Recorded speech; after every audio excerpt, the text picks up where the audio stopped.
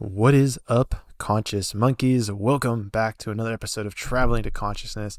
As always, I'm your host, Clanky Terry, and before we get moving into the new episode we have with this week's guest, I do want to encourage you to listen to this podcast on the official Traveling to Consciousness app, available on the iOS and Google Play Store. It is so cool to me to have my own app and to be able to organize all of the material that I create into one singular space just for you guys. You're going to have access to articles. You're going to have access to audio tapes.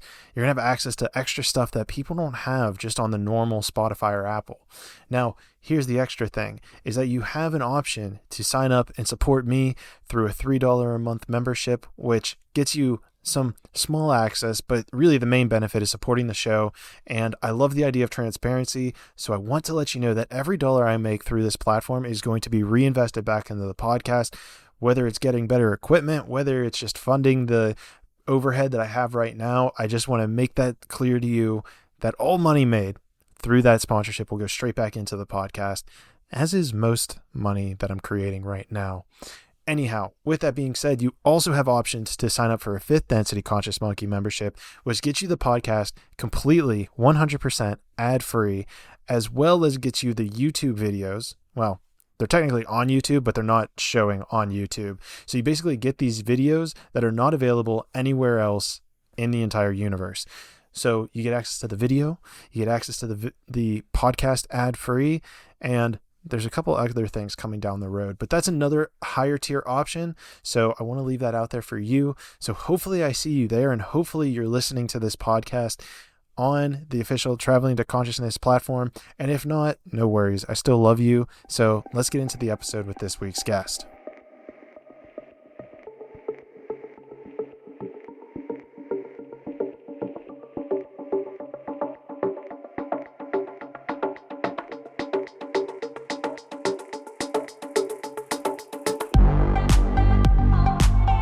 Traveling to Consciousness, exploring spiritual journeys to find answers in uncertainty.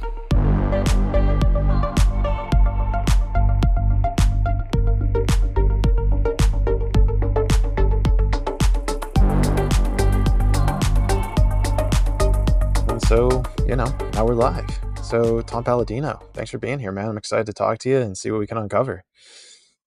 Much. Let's hope we can cover this incredible emerging science, scalar energy. Let's do our best, okay? And I think the best place to just start off is, what is this thing that you created, and what's going on, man? What have you experienced? Yeah, well, traveling to consciousness. We are indeed traveling to consciousness. What do I mean by that? Scalar energy is consciousness. I'm working in the realm of scalar energy. It's non-physical. It's the intelligence of the universe. It is consciousness. Now, why is that important? Well, consciousness controls everything. Consciousness is the master of the universe. So as we move forward and we see that this new realm of if you will, this dimension, this new science, it is just filled with opportunity. It's Tesla energy. Some people might call that chi or prana. What is relevant is this: consciousness is real. It is a type of energy. It is a type of instruction. And once we can tap into that, you're in the driver's seat. And this is what Tesla had such a longing for, to control this type of energy. He called it radiant energy. I call it scalar energy. Some people might call it consciousness. It's the game changer. Yeah, and so, I mean, we have a pretty mindful, a pretty aware community. I think that the science probably portion of this is where we're going to need to be delicate to bring people into it. So just like surface level, if someone's like, what have you done with this energy? Like, what is the device that you have actually created and that you're using? And like, what's the properties of this device? I think that's probably a great place to start. And then we'll unpack the, let's say, chaos that lies beneath it. That is really one of the keys to my research. I'm working with scalar energy. It's not electricity. I modeled my career after Tesla and Hieronymus, two scalar energy researchers. And I was able to, if you will, over 30 years ago, look at and work with the Hieronymus scalar energy instruments. Hieronymus was an American inventor, one of the few men on the planet to ever develop a scalar energy instrument, or what we might consider a consciousness instrument. So this is the key to my research. This is not theoretical. It's a practical approach. I have scientific instruments that control this spectrum of energy. And when you can control scalar energy, sky's the limit. You're in the driver's seat. So I guess I feel like we just got to take like one step back. It feels like though you're explaining the concept of what scalar energy is, this mystical consciousness based energy that is outside of this physical domain of existence. But what is it specifically that you have created, that you're leveraging and that you're using to, let's say, channel this energy into the physical world? Yeah, you're right. That's the key. So I've developed scalar energy instruments that allow me to control that other dimension. Now, what do I mean by that? Well, I'm no longer bound by the laws of electricity and magnetism. There's a different set of principles, scalar energy principles, which is intelligence. So I leave behind the physical world and I walk into the consciousness of the universe. Now, when I work with these instruments, I'm working with the intelligence of the universe. So I'm transmitting, or if you will, I'm instructing with these instruments. It's not a chemical process. If you want to produce a change in this physical world, it's some type of chemical process. It involves some type of a chemical bond or a chemical process. I work with intelligence, and the intelligence that I work with holds together the chemical bonds.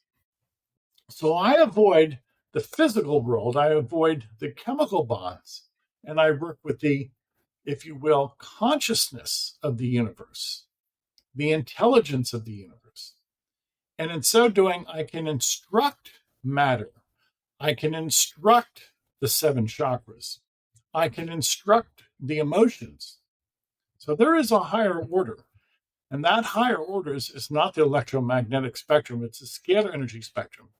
And the scalar energy spectrum instructs the universe, including electricity and magnetism.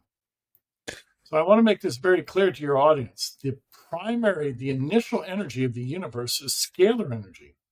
The secondary energy, the derivative of scalar, is electricity and magnetism. So we're working today in an electromagnetic environment, so to speak. This is what we observe. But that's the secondary energy, which is imperfect energy. Why not work with the perfect energy, scalar energy, that puts you in the driver's seat, scalar energy that controls everything, including electricity and magnetism? It's scalar energy, consciousness, that is the prime mover in the universe. That's it. It's that simple. Right, because it seems to me, and I started digging into some physics behind this and the connection between it all, and it seems to be that there is this underlying field that connects, like you're saying, electricity, magnetism, and then even gravity. It seems in your studies, you've mostly been focusing on the electro and magnetive portion of it. Another thing that's interesting to note is the idea of the chemical makeup, right? Everything we do in this physical domain is chemically based, whether it's the food we're ingesting, the way that we spray pesticides on crops, the way that we make bigger crops, the way we apply makeup to our face, the way that we actually propel cars forward is all a chemical reaction. And so how is this happening, right? I would love if we could also just kind of step back and look at it from a lens of, the first time that we kind of talked and tried to figure this stuff out, you asked me for a photo. And so why'd you ask me for a photo, and what's going on with that photo? Okay. So again, to have this underpinning, this understanding, we're not working with electricity. So I'll use my photograph as an example. People will email me a photograph. This is my photograph. My photograph has energy. My photograph has a scalar energy signal. My photograph is my bilocated version. Is this is this similar to like aura that they talk about, like your aura? Yes, it's the spirit body, it's the aura, it's the quantum field. So there's quantum energy on a photograph. So I never work with people, I work with their bilocated version, which is their photograph. In other words, every photograph that you and I have ever taken represents us in the auric field. Obviously, it's just an energy field, it's non physical. But instead of working with people, I don't want to do that. I would much rather work with a photograph. It's much simpler, easier. And again, I'm working at that higher realm, that scalar energy realm. So we bypass the chemical reaction, and all we do is administer light, energy, through a photograph. The photograph serves as the identification of a person's aura. A photograph identifies my signature of consciousness. So how, and this is where it kind of gets interesting, and this probably ties into some element of now being the only moment in existence. How is it that a photo taken of me from whenever I was 1 year old, 3 years old, 12 years old is still a representation of me who I am today? Yes, you've shown your expertise already. Regardless of when your photograph is taken, it still reports who you are in the present moment. So every photograph that you and I will ever take in our lives only reports one time frame, now, the I am moment. Everything is in the present now. Meaning what? Scalar energy transcends time and space, so scalar energy is always in the present moment. Now, this is very interesting. This leads us again into this new science, this new understanding of reality. There is no time in a scalar energy force field. There's no past, there's no future, there's only the present. So when somebody sends me a photograph, I've worked many times with photographs that are 20 years old, 30 years old. That photograph reports your constitution right now, or at least your auric constitution in the present moment. Because there's some sort of this like underlying field that kind of ties it all together. Yes. Yes, exactly. Isn't that fascinating? So we transcend time and space. Well, right. And that, spectrum, we're bound by time and space. and I guess what gravity is almost that portal into that other realm or dimension of time and space that you're able to transcend it. Yes, yes. There have been scalar energy scientists who've developed anti-gravity instruments. And the way they overcome gravity is simply by nullifying it with a certain scalar energy force field. So it's scalar energy, scalar light causes gravity. Now, if you can manipulate, you can control scalar energy, you can control gravity. So what does this mean to mankind? Well, shoot, we're heading into an era where we can control gravity. Which is crazy. Some might say that there's government organizations that already do, but we can cross that bridge a little bit later. I would love to at least kind of still take like a step back, because I feel like we're jumping pretty deep into the physics rabbit hole, which by all means is a very important element to this. And instead kind of step back, right? Like I give you this photo, and are you able to kind of walk us through some sort of a visualization of what is actually occurring, like just leaving out any of the physics, scalar, electromagnetic, gravity, like just leave those all at the wayside. Like what at a visualization level is happening whenever I give you my photo? So I actually print out a photograph. So I would take a person's photograph, print it out on a piece of paper, and then place it inside an instrument. Place the person's photograph inside a scalar energy instrument. Now, when I do that, the photograph of the person allows me, if you will, to access their quantum field. And there are a number of functions that I can appeal to and conduct on a person's quantum field. For instance, I have a standardized session in which I can take a person's photograph, ascertain their 7 chakras, and balance them. Because chakras are composed of scalar energy, they're non-physical. So one of our programs, one of our protocols is taking a person's photograph, balancing their 7 chakras with this energy, balancing their brain waves. As a result, people feel better.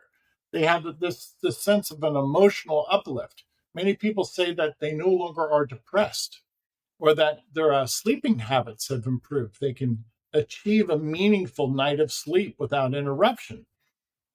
Now, all of that calls to mind that we're working on the conscious and subconscious level. It's information.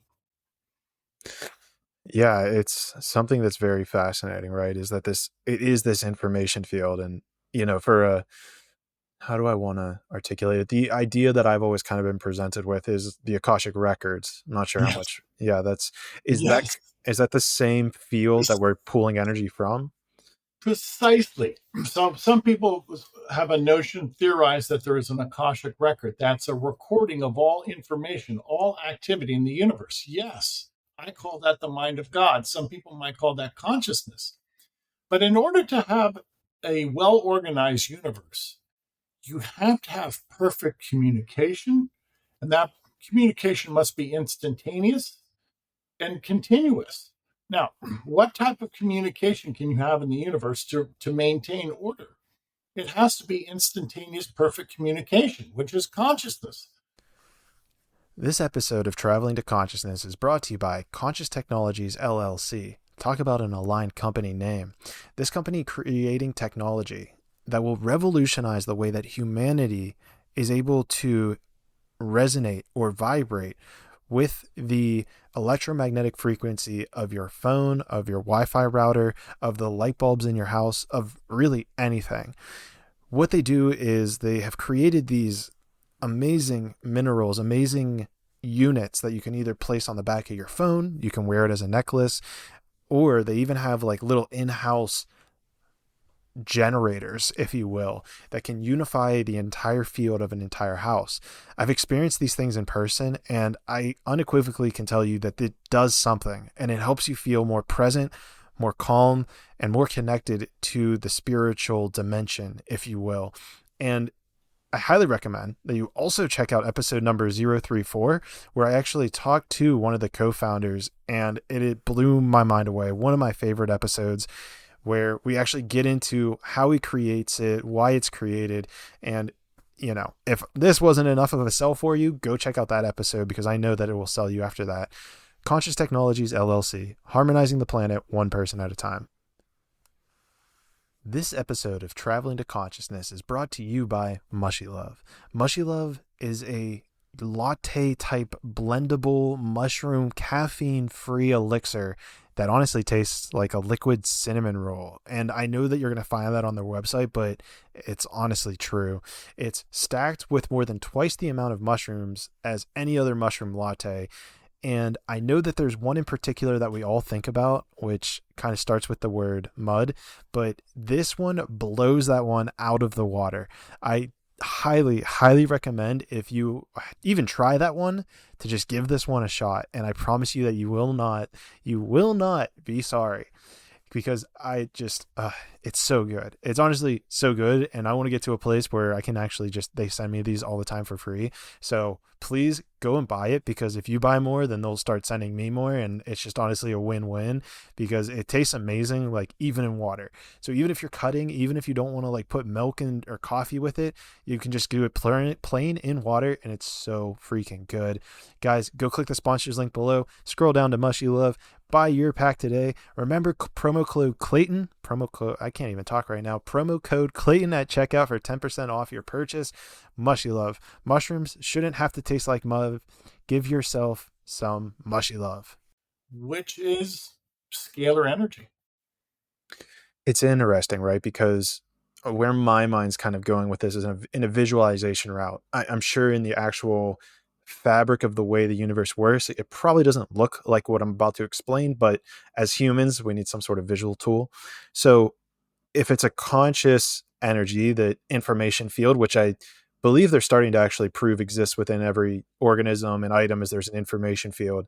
But sidestepping that, we all can agree that at some level we are conscious. There's far different levels to that for everyone. Some people are a lot more conscious than others. I think we all can agree at that. But it visually seems to me that there might be like a tube or a highway that's connecting my physical body to the Akashic records. So I feel like that connection exists automatically within each of us. Now, where your device comes in, would it be that you're almost strengthening that tube or connection between the Akashic, the mind of God, and our human physical form. Yes, I think my instrument will accentuate that. So let me make this very clear to the audience. God has given everybody a mind and a heart, emotions. I believe now, speaking in a biological sense, the human mind, the brain, and the heart are two vessels of scalar energy. And how can I prove that? Well, the mind is capable of thought, which is scalar energy. Thinking, creativity is really consciousness.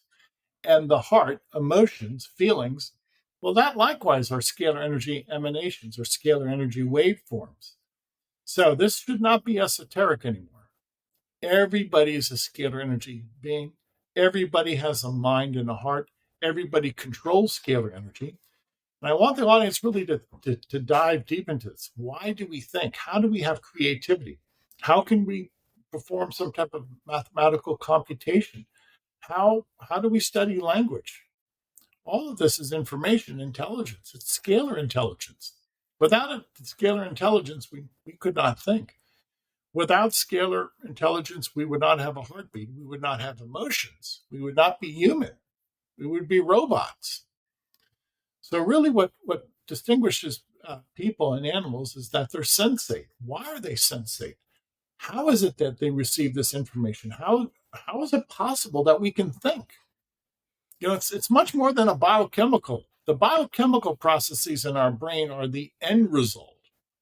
What is the impetus that allows us to think or to create or to compose music? That impetus is consciousness. Because it all starts there. And I mean, that's something I've even learned on my meditative journey and in my practices, whether I'm trying to do something that's really difficult and it sucks in the moment, but then after I do it, it seems like there's this rush of enlightenment feels like the wrong word, but this higher energy that is now coming through me. And whether it's my physical body kind of training or tuning to this new frequency, I guess is really the question that kind of underlies all of that. And I suppose that's almost where you're this almost portal, if you will, into connecting ourselves into this God energy more deeply comes into play. Yes, I have a portal into that other realm. Now, the human mind and our feelings, that is another portal. I have a mechanical portal. I have an instrument that allows us to access this other dimension. You frequently hear of this term, a portal, entryway, stargate, call it what you will. For lack of better terms, we'll use those terms. What's the point? You have two options. You're either working in the electromagnetic dimension or the scalar energy dimension. When I work with my instrument, I leave the electromagnetic dimension and I have a wormhole or a portal into the other dimension, which is scalar energy. I prefer to work in the scalar energy dimension. I can work with 500,000 people a day by way of their photograph in the scalar dimension. Today in my laboratory, by way of collages, I was working with 500,000 people around the world, sending quantum energy to their aura, non-physical, balancing the chakras of 500,000 people in the world. Imagine that potential. I mean that, literally. I'm not exaggerating. I've been doing this quite some time. I have 500,000 people under my care right now.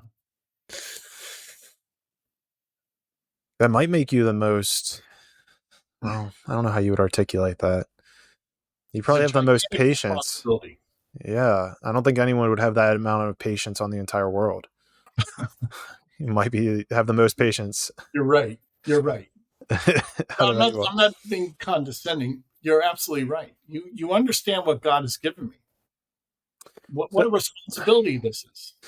Right. And there's a lot of questions I have based on the idea of responsibility, especially when it comes to something like this. And maybe that's kind of where we pivot at this point. I saw and before we go even deeper, I do want to kind of play devil's advocate on this because, in doing my research, I was kind of looking up scalar energy, and there's not a lot of information out there whatsoever. There is some really good information, and then it seems like the other information wants to denounce specifically your work, which I find fascinating, as a scam, as a fraud, as, the next thing. And in, taking my unbiased as I possibly could be to look at what their points were, it didn't seem like they had much of a point. It was more of just like labeling you with, and I don't want to, if you've seen these things, I don't want to take you back to you can tell the audience. Yeah, they basically just use name calling. That was really the only tactic that they were using. And, I couldn't really figure out much of the info. Like they weren't giving much information. It was more just name calling, for lack of a better phrase of it. And so the only thing that I saw that was like a very valid remark was the idea of no scientific research. And I'll let you speak on this because I know you have one case study of, an entire tribe who was cured of HIV. But I mean, couple that, I'd love to hear that story. But also, have you kind of explored the route of bringing in unbiased testing or scientific researchers as well? I welcome any third party. Now, if that third party does materialize, they have to work independent of me to conclude independently of my work whether this is valid or not. So in order for this really to put this under the microscope, so to speak, a disinterested party must step forward, and this disinterested party must conduct their clinical trial or their studies without any influence from me. Okay, so with that in mind, that's not happened. Number two, if any... Real quick, why do you think that hasn't happened yet? My research is suppressed. Okay. If what I am saying is true and accurate, this is a threat to the powers that be. And this is probably, I ran the calculations on this, right? If everything that we have discussed up to this point is true, we're talking about the manipulation of gravity, electricity, and magnetism.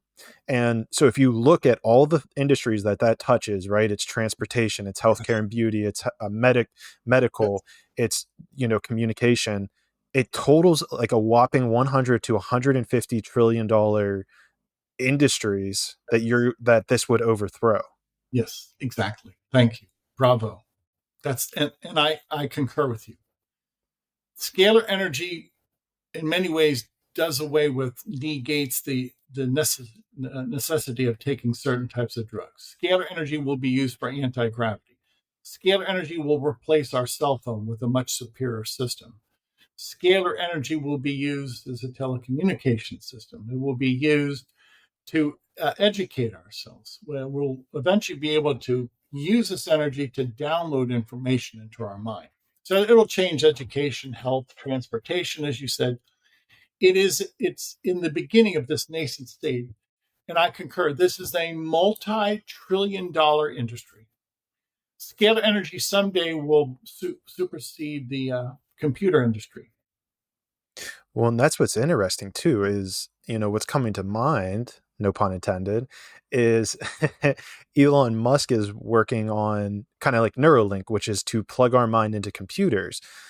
But if you're able to do that just at a quantum level from the scalar level, that gets all wiped away. That's not important. That's irrelevant. It's obsolete. You're absolutely right. Artificial intelligence still takes human programming. If we can tap the Akashic record, the mind of God, which is infinite intelligence, infinite wisdom, you don't need a supercomputer. I have a supercomputer in my laboratory. It connects me to that Akashic record, to consciousness. And what I can do with my scalar energy instrument far exceeds the ability of any supercomputer. And speaking of that ability, this was something else I was trying to think of if this would be possible, is do you know if this is something that, because maybe we'll take a step back first, right? I think before I get down into this, like, is this possible rabbit hole, let's stick a little bit more with the concrete of what we actually do have. And I would love for you to touch on, I believe, I don't think I saw it on the website, but I do believe you have a case study of like a tribe in, maybe it was Africa or the Middle East, who was completely cleared of HIV. Yes, we have a number of studies. For instance, we've been working with groups of people, villages in Tanzania.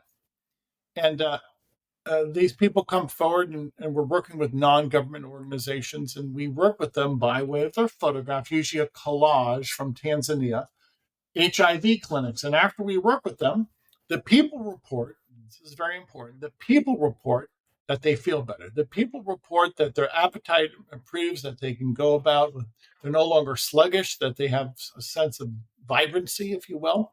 And if they have a follow-up PCR test, the PCR test is not detectable. There's no detectable viral load.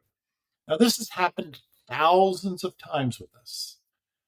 We've worked with thousands of people who are HIV positive. After a scalar energy session, people will go and have a subsequent follow-up PCR test. Those tests are not detectable.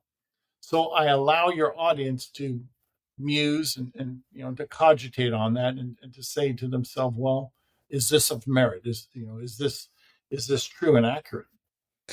Well, and then on top of that, all right, because I guess you've been using my photo. I'm not exactly sure what you've been doing with it, but hopefully good things. But I'm curious. I'm curious, maybe like the different application that you would use my photo versus someone with HIV. Because me not having HIV, is there something else you put in the machine or calibrate it, or again, is this just God's energy just saying, "Hey, we know what they need"? The instrument has to be instructed. Now, in this case, I'm going to hold up a photograph of, say, the herpes virus. I actually take photographs because a photograph is a source of light. And I place inside the instrument thousands of photographs of different microbes. This is one photograph of herpes. And the information from herpes downloads, if you will, into my photograph. So what am I saying? There's a communication between a photograph of herpes and my photograph in the quantum field. And this information enters into my quantum field. It'll identify the herpes body, the herpes virus in my quantum field. And within that body of knowledge, it will break it apart or negate it or nullify it. This is scalar energy. It's not an electromagnetic event. This is not a biological process. It's a non-physical informational process. So to answer your question, every day I target over 400,000 species of microbes. And my ability is to target over 400,000 species of microbes, send that information only, into my quantum field, look for those signatures of those 400,000 species of pathogens and destroy them in my quantum field or negate them. So that's informational. Well, so then this is really interesting. You're putting in your photo in with the photo of, let's say, a deadly maybe not deadly in this case, but a harmful pathogen. Yes. How does the information or the machine know to not give you more of this as opposed to taking it away? Very good. So very good. The instrument is calibrated as a reverse phase. The instrument is calibrated to break apart, to negate the molecular bonds. So I have instruments that are designed to rid us of contaminants or microbes by negating molecular bonds. And then I have in-phase instruments that will create a molecular bond. I am only sending the intelligence of the molecular bond, either to negate a molecular bond or to form a molecular bond. If there's any physical process after that, it's almost matter of fact. It's a consequence of my behavior. So I work in the non-physical, and the non-physical, I believe, breaks apart a pathogen or a microbe, if you will, or a toxin, or creates an antioxidant or a vitamin. Right, because that was something I might have heard it on another podcast, but you were saying that you could, if someone's like vitamin C deficient or vitamin D deficient, you can then put that into the machine with a picture of themselves. And then I guess you would just, let's say, for lack of a better term, flip a switch, and now it knows, oh, put these things together. Yes. By consciousness, by intelligence. So this is far beyond me. Let's be quite blunt. Any virus has 1 million, 2 million base pairs, that hydrogen bonds that hold together the genome. And I'm saying that a scalar energy instrument will negate the hydrogen bonds, causing what? Causing the genomic material, the DNA or RNA of a virus, to fragment. Well, I can't dictate the activity of 1 million base pairs, but consciousness can. And consciousness can negate 1 million, 2 million, 1 billion base pairs. And when you do that, that genomic form breaks down. And this is what I think. This is, in theory, what I believe happens. Because this right here is where it gets super fascinating for me. So have you, and for like a part of me, this kind of probably also comes back to the responsibility aspect of what we were discussing. Have you ever tried or experimented with bringing physical things into somebody's current reality? For example, putting my photo in there with a bunch of money, or my photo in there with a certain car, or my photo in there even with another specific person, let's say something that would be so improbable. I don't want to say it like that, I guess, but just let's say, like a certain person coming into my life, right? Whether it's, and this might be where it definitely touches on morality issues, would be another person. So maybe we can get to that point, but what about just something material like money or a car or a house? Have you experimented with something like that? I don't, and I won't. I consider this God's gift, and I really don't want to over commercialize this. So I don't treat for money or material possessions. Now, I will say the chakra balancing, which is God's handiwork, it's not mine, should put us in the frame of mind to be successful, to be productive. Do I treat for money? No. I don't. I would almost call it that would almost besmirch this technology. I would not want to do that. This is God's intelligence, and I want God to provide for our needs. I don't want to go that route. Gotcha. No, I mean, and it makes total sense, because I think that like, even as I was kind of going down that line of thinking, it's like, okay, money, maybe it's not quote unquote that bad, but you go far enough and it's like, hey, this specific A-list celebrity, I want to be in a relationship with them. It seems to me like you could very well override what is called in the spiritual world soul contracts of, actually forcing, I guess it's forcing, right? Forcing two people to be in a relationship together even. Right. And I would concur. Once we understand just how vast this power is, then we're going to realize that this really is controlled dominion over nature. I come from a Christian background. And if you read in the book of Genesis, when God gave Adam and Eve dominion over nature, that was a scalar energy gift. Adam and Eve possessed scalar light, scalar energy. They lost it, but they initially had dominion over nature. So what are we doing? We're going back to the Garden of Eden, in which we will have dominion over nature. I always find it interesting. Yeah, I always find biblical references interesting to certain topics whenever they arise. So then with let me think of where I was trying to go with this. I don't know where I was trying to go with this. We talked about that. Well, something that comes up then, right, is if it like in the way that you're even kind of like putting this out there, right? God's gift to earth. It's your calling to help illuminate and align and get people in their alignment and healed. Then I'm curious on top of that, then where, this kind of comes back to that morality and balance question. I saw on your website that you do have programs and you sell certain programs and, 3-month and 12-month, treatments. How does that balance out? Like, why not just give this treatment away for free to anybody who wants to send you a picture? Excellent point. So in order to pay my bills, I have to have a retail site. I have to pay as I go. The greater majority of the people that we work with, it's pro bono. It's for free because they can't afford it. This episode of Traveling to Consciousness is brought to you by Aquarius Mushrooms. And Aquarius Mushrooms creates what I can only describe as these fine art sculptures that are all one of a kind, and these plush mushroom fabric sculptures. They're what I would describe as being like little trip buddies.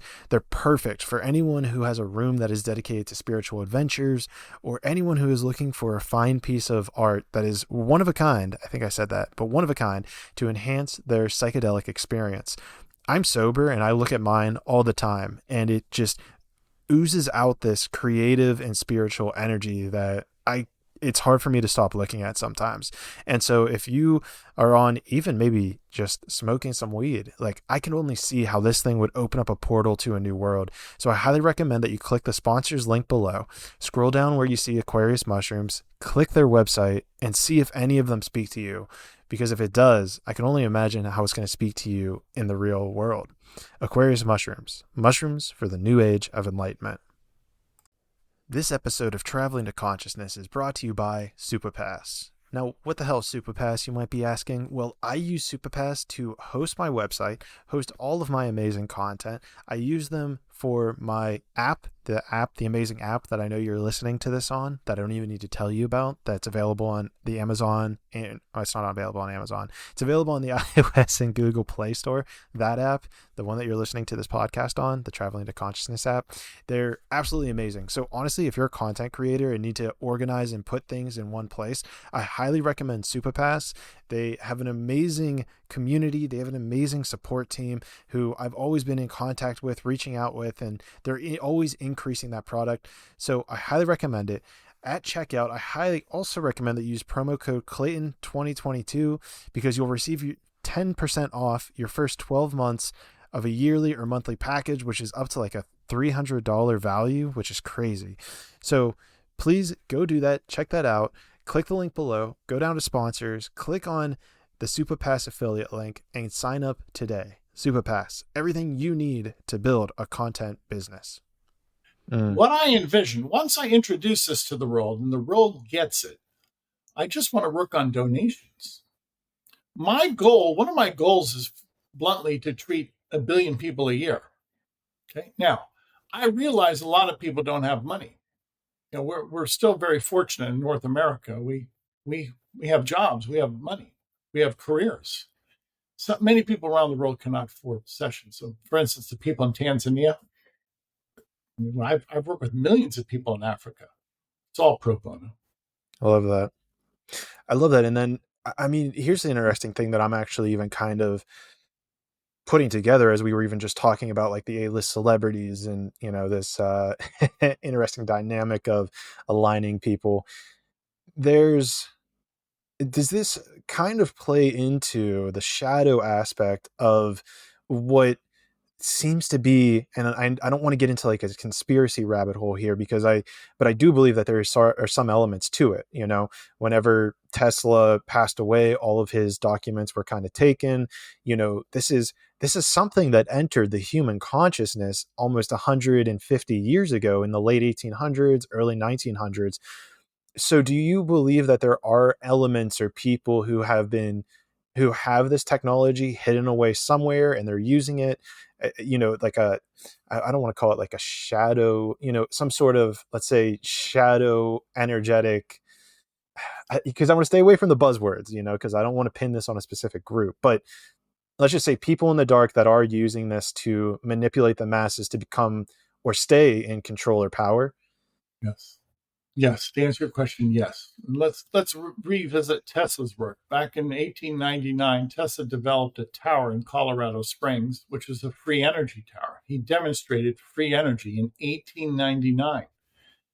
Whatever happened to his research? He was extracting free energy from the stars. Whatever happened to that free energy device? It's too intimidating. Like you and I have agreed, this is a multi-trillion-dollar industry about to be born. And the status quo does not like competition. Tesla would have made obsolete so many industries. Well, yeah. And in my research, that was a huge reason people pulled out of funding, is there's no way to actually monetize. If you would have created the Tesla tower, there would have been no way to physically monetize it. And they said, you know, what was the famous quote by Westinghouse? It was, if I can't put a meter on it, then I don't want it.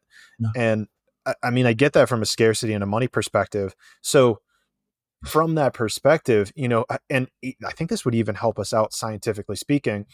Have you thought about given any energy towards or had any inkling of a way to actually measure the amount of scalar energy that someone's body is taking in? And then, you know, because then you'd be able to compare that, you know, side by side of when it's turned on versus off.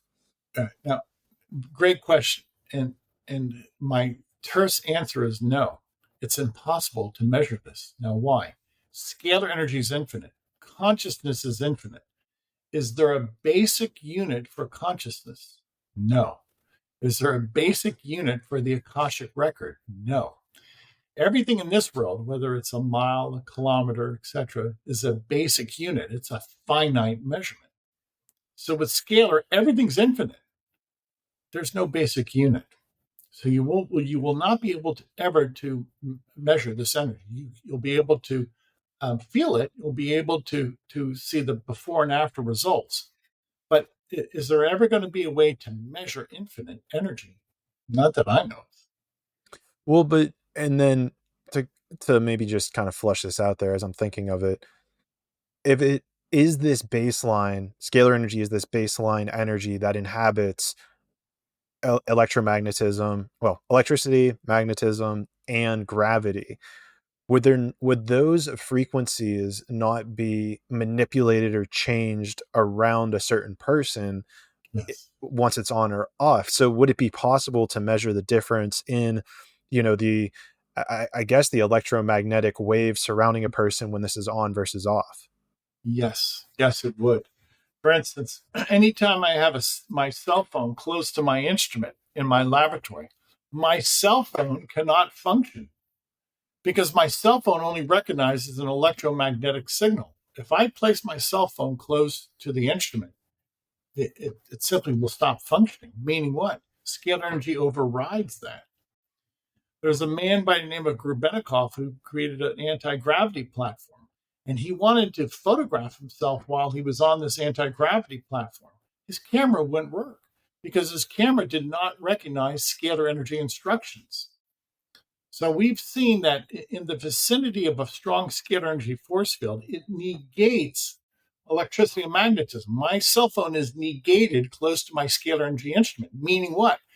Gone are the deleterious effects of electromagnetic pollution, and instead you have the pure energy, the life force energy, that, if you will replace that harmful effect. Meaning, translating that, if everybody had a scalar energy session, in some way this would serve to demagnetize them, would serve to correct their conscious, would serve to correct their biofield, probably their biofield. Which is wild, right? And I mean, even more so, could you expand this out and actually use it on a certain area? Like if you were to just put in a picture of your house into one of these machines, would it be able to harmonize the entire, your property, let's say all of your property that is in that picture? I've seen that. My predecessor, Hieronymus, saw that, in which Hieronymus would take an aerial photograph of, say, a farm field, and he would provide nutrients for the crops in the soil. And that entire area would be under some type of influence, of scalar energy influence, to the point that that particular area no longer experienced violent thunderstorms. The weather was much more clement within that area. Jeez. Is that well documented?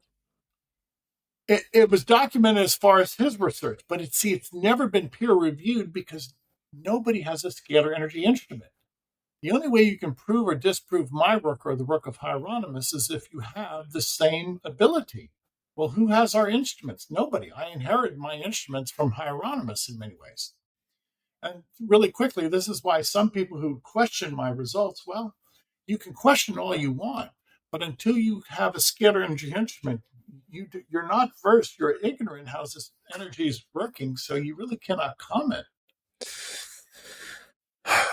And I feel like that's probably going to be the bedrock, right? I mean, and I feel like the majority, and I'm kind of tapping into my, my ex-scientist self, which is, the burden, what I would say would be like the burden of proof is on you to prove that it's working.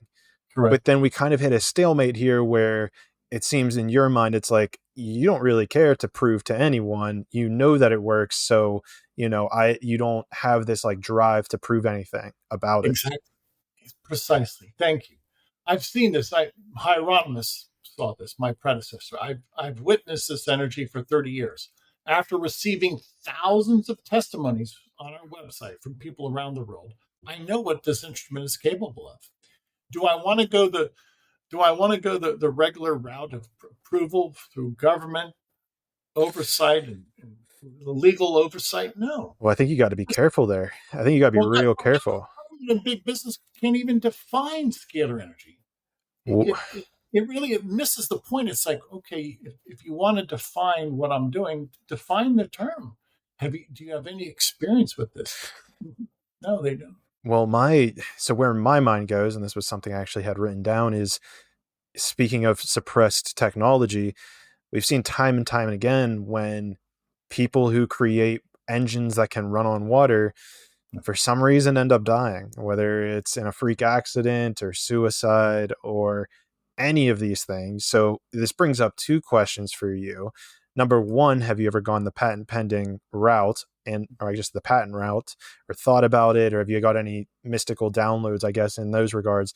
And number two, to get on record, you're not a depressed individual, right? And have no means of suicide.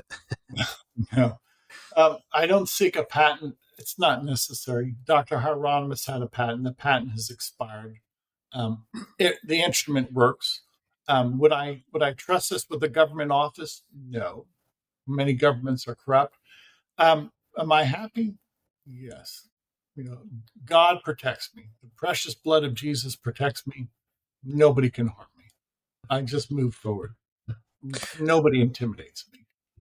That's beautiful. And I mean, on top of that, then, right, where, like, I don't want you to disclose where the the machines are, but are they at least in some way protected that if, 3 laboratories. You have 3. So they're scattered. It's not in like one central location. Yeah. And God has promised me his protection, not only for my person, but for these instruments.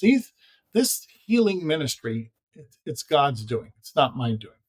And as long as I keep this on that level, that spiritual level, and I do not chase money and I do not chase fame, then God will always honor me because I'm honoring him. That's the key. You cannot use God's energy and draw reference to yourself. You always have to draw reference to God who gave us the energy. And when you do that, you're in alignment and you're under God's grace. When you start to usurp his rightful position, then you're no longer going to enjoy God's wisdom or his protection. I'm really interested now in the answer to this next question, because this is a question I've pondered a lot, and I'd love to see how your answer, if it aligns with my question or answer that I've arrived at, which is, if this information has been downloaded to you to, get this higher level energy that we both, I think, believe has been and know from Tesla that it's been around for over 150 years. There's likely other people that have been using this technology on Earth. Why is it then, right? And I'm drawing this parallel between you and maybe some people who have created water power engines or people who have created water from air. These engines, which once they kind of go the patent route or whatever they do end up unfortunately dying. Why is it that God would, let's say, give people that information of, here's scalar energy, or here's how you turn water into a fuel efficient motor? Why is it that they would end up being, let's say, offed, and you don't believe that would happen to you? Does that kind of make sense? Yeah, it does. And I don't think I'm besides the laws of nature. I simply think I'm in God's good grace. Why is it that so many people have perished when they're trying to bring forth this new and a promising technology? Well, it's obvious. The powers that be do not want mankind to be liberated. They want to control us. Do I foresee friction in the future? Is this going to be political dynamite? I'm sure it is. And I think we're really just at the tipping point now, because you can't keep this under wraps any longer. Will God continue to protect me? Yes. Do I see the problems that Tesla had? Yeah, to be quite frank, I believe demonic forces stood in the way of Tesla. But God is continually trying to give us his light, his divine essence, scalar energy. And sooner or later, somebody somehow is going to introduce this to mankind. And if it's me, so be it. So I am undeterred. I see the mistakes of the past and the pitfalls of the past. And with that in mind, this is one of the reasons I don't want to align myself with government or big business, because Tesla tried to do that and he was undermined.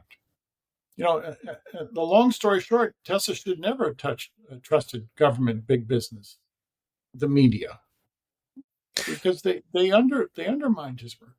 Well, and it seems like the issue for him was, though, that he ran into the problem of not having money. He was unable to commercialize it to make money off of it, which, I've heard some people in high regards, they regard Edison as like, okay, well, he at least was able to monetize his inventions. Meanwhile, Tesla, which I always find super fascinating, never really was able to turn that pivot of monetizing the things that he created.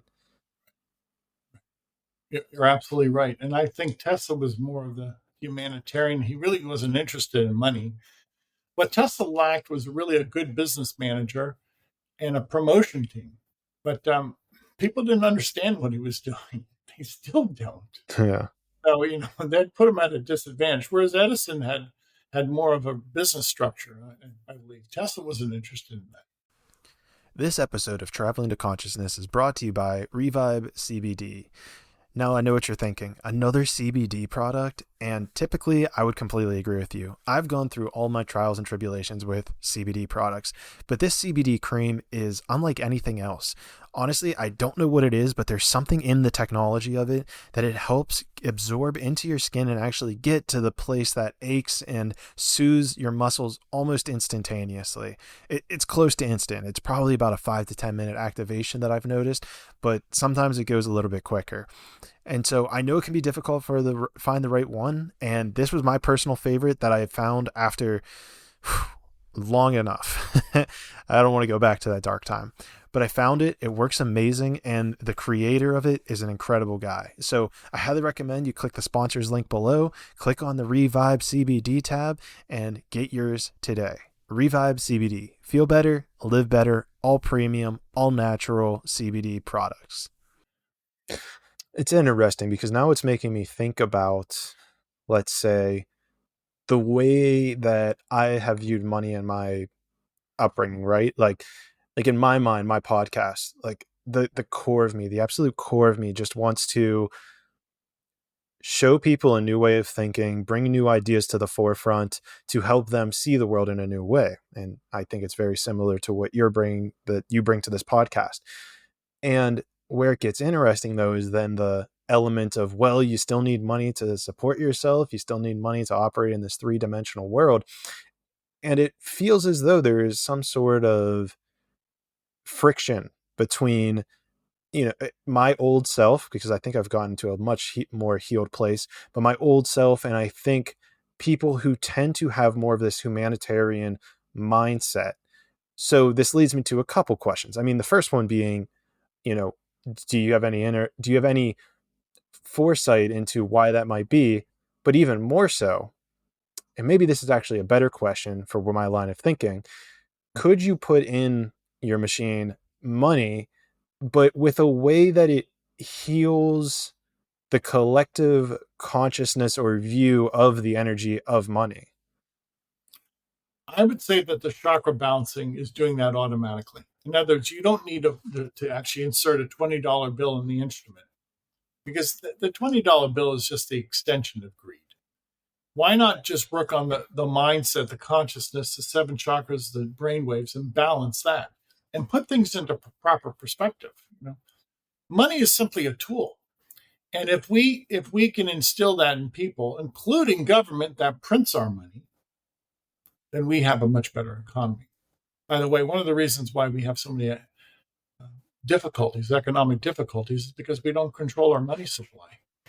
That's another conversation. I was going to say, I wanted to make a quick correction. You said the government prints our money, which the Federal Reserve, not a part of the government, but yeah, I think you noticed that. Yeah. Very good. Yeah. That's a whole nother conversation, all in its own regards. Let me see here. I wrote down like some keywords I wanted to bring up, but honestly, this is weird. I feel like we got through pretty much all of them. Is there any This is wow. I'm actually kind of surprised how quick we kind of got through a majority of the questions that I had. I'll titillate the audience with some work of mine in Hieronymus. My predecessor, Galen Hieronymus, achieved a U.S., Canadian, and a British patent for this instrument. At one time, he was well received by the U.S. government. Hieronymus was working with NASA. Hieronymus secured 3 photographs of the Apollo 11 astronauts. While the astronauts were orbiting the moon, Hieronymus was working on their photographs, and he was able to detect their biorhythms on the photograph. And he wrote up a report and he presented it to NASA. Well, at that time, he was working hand in hand with NASA, and they were enthralled. They really were interested in his work. And they saw the merit of this. They saw that this was non-local communication. The FDA was working with Hieronymus, my predecessor at time. Hieronymus was also working with the United States Army. And the Army had an experiment. They wanted Galen Hieronymus to take an aerial photograph and find on that aerial photograph through a scalar energy instrument where soldiers were hiding or where tanks and equipment were hiding. And Hieronymus was able to take a stylus, if you will, and pinpoint that stylus on the aerial map. And everywhere he touched the stylus, he could tell you where soldiers were or where a tank was or where a jeep was located. Through a map, an aerial map of a mock battlefield with a scalar energy instrument, he was able to use this to identify, to locate people and equipment. Now, imagine what that would have meant to the Army today had they followed up on this. But I don't think they had the foresight, frankly. I don't know why. It was maybe this is back in the 40s, 50s, and 60s. And many people have never heard that name, Galen Hieronymus. He's perhaps is just a footnote in scientific history. He could someday win the Nobel Prize for his discoveries because there's just earth-shattering what he discovered. I followed up on his work. Every time I read about what he accomplished, it offers mankind just a sea change in the way we're living. Scalar energy will improve our way of life. Sadly, he's just a footnote in history. Yeah, I don't think I've heard of him before until you brought him up. How do you spell his name? Hieronymus, Hieronymus. Galen Hieronymus was one of the country's first radio engineers, brilliant electrical engineer, and then he discovered during his career that there was another energy, scalar energy. He called it alloptic energy. And all of that proves that, if you have this understanding of electricity, that you can eventually apply what you learned with electrical engineering to the scalar energy sciences. So what is your background? Did you go to school for electrical engineering, or was this something you just kind of came across? I studied physics, and I always wanted to study physics with the intent of following up with Tesla's work. So I have a basic background in physics, but there was a time in my life, in my 30s, that I said, I'm not going to study conventional science anymore. And I began my understudy with scalar energy sciences, scalar energy as my main focus. And it's all been groundbreaking research for the past 30 years. And that's what it takes. Why do I say that? When you discover something, nature gives up her secrets begrudgingly. What I've discovered has taken me years because I had to rewrite a textbook. I'm writing the scalar energy physics textbook, and it takes time. Discovery takes time. I'm elated when I make these discoveries, but nature gives up its secrets very, very cautiously. Yeah, let's jump into the actual maybe physics of it. I've gone through computer engineer, so I've done electrical engineering, have probably basics in a physics understanding.